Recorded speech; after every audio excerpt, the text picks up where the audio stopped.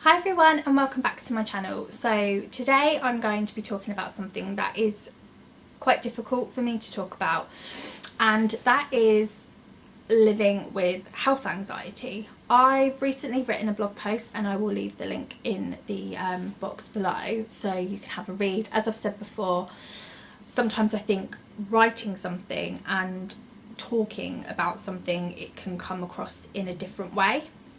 So I'm not really going to go into too much of how and why my health anxiety started. I'll kind of just skim over it. I may talk about that in another video if you want to know more, but it's more to do with what it's like to live with it, and it is something that I think I will always struggle with to an extent. I'm just a natural worrier. I panic about things, I overanalyze stuff, and that is just me as a person, but it can get to a point where it is affecting your life, and that's when you need to reach out and you need somebody to help you.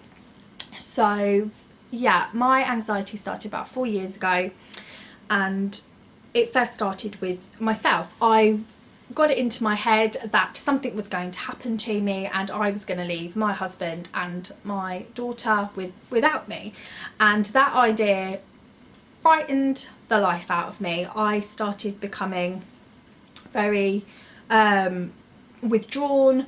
I was overanalyzing every pain, every twinge in my body. I started getting headaches, which obviously at the time was to do with stress. I was stressing out all the time over, analysing everything, worrying about everything. But to me, that was something really sinister.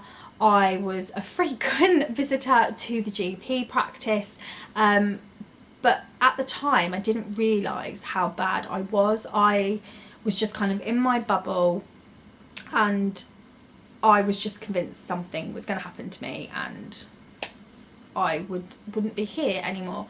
It kind of rolled into my pregnancy and my second pregnancy, and I did actually do a video about anxiety and pregnancy and depression, and I will leave that in the link below if you would like to watch that.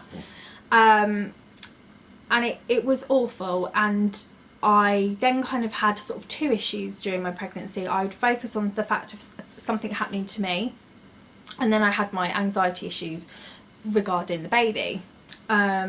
And I did get help. I spoke to my GP and my midwife, and I went through cognitive behavioural therapy, which really did help me, really did change my life and made me kind of realise the difference between rational and irrational thinking. If you don't know what CBT is, it's cognitive behavioural therapy, and it's just teaches you how to deal with your thoughts in a more rational way. And I'll leave a link below to the NHS website about what cognitive behavioural therapy is if you feel like that's something that might help you. I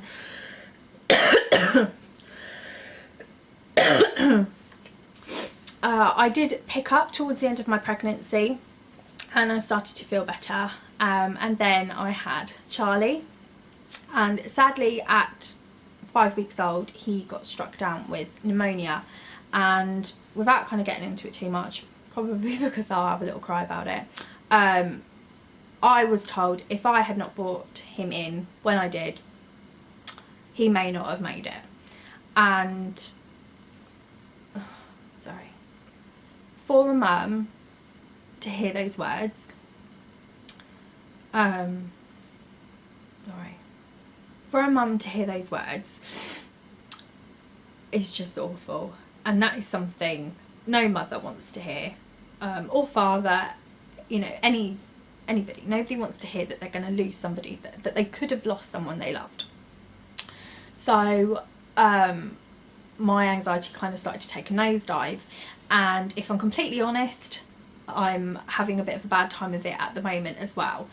And in my head I feel like I need to try and prevent everything from happening, and that is a big part of anxiety. You worry about the stuff that hasn't happened yet, and you feel like if you worry about it and you think about it, you can somehow prevent it. But the truth is you can't prevent a lot of stuff from happening. You can do the best you can, but you can't, it just doesn't work. And for someone with anxiety, that is a difficult thing to wrap around your brain. Once again, I started, you know, doing my CBT stuff from home, and I picked up again, and Charlie, you know, was thriving and he was doing really well. Then last year he had a febrile convulsion, seizure, after a sickness bug due to low potassium levels.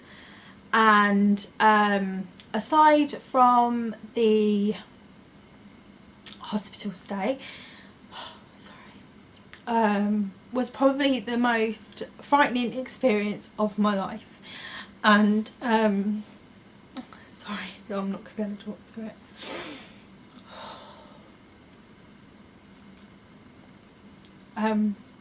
I'd never seen one before. My brother used to have them when I was little, but I was too young to understand what they were. And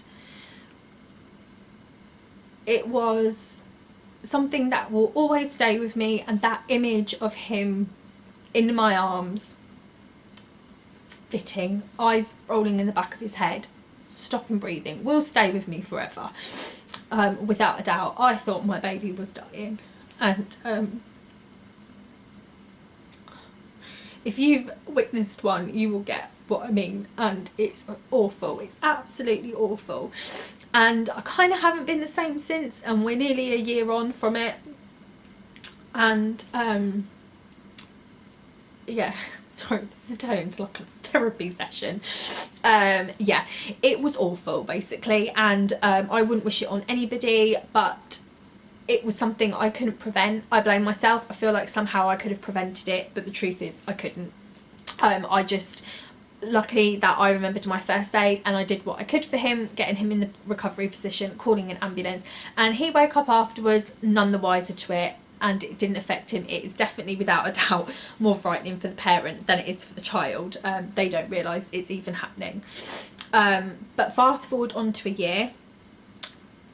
Charlie has only got to, I do get it with Elise, but it's worse with Charlie because he's the one that I've had my issues with.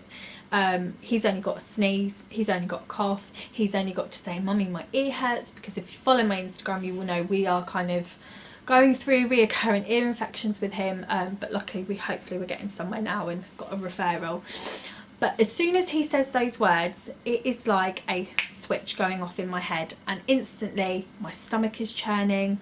I can almost feel my body trembling. It feels like the insides of me are kind of burning, like I've got hot lava kind of soaring through my body. My hands shake, I get a headache, I feel really dizzy, I feel off balance, I can feel my heart rate going and my breathing change, and this can last for hours, days, on and off, because your body can't physically sustain that kind of whole fight or flight thing, and it's awful. It's a horrible thing, and you're kind of having this battle with your mind and your body. And in my mind I'm telling myself to calm down, like, it's going to be fine. Just because he's ill doesn't mean, you know, this is going to happen. But to me, as soon as Charlie gets a temperature, as soon as Charlie says he's poorly, in my head I'm already at that hospital in intensive care praying my baby makes it through the night, or I'm back in that playground with my baby fitting on the floor, and I'm just sitting there completely helpless to him. So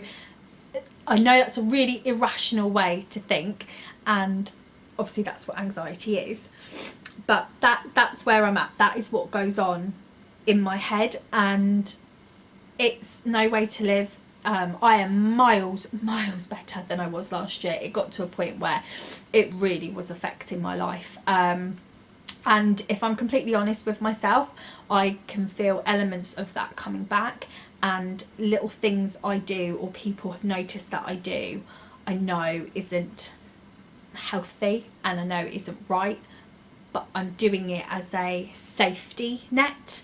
I feel like if I do these things or if I say these things, it will make it better, and what I fear won't happen. But the truth is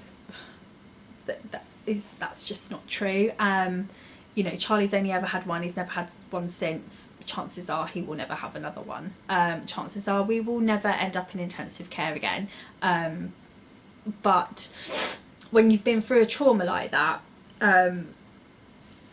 it can be hard to get over it. But I think I may do another round of CBT because I can feel my behaviours changing again. And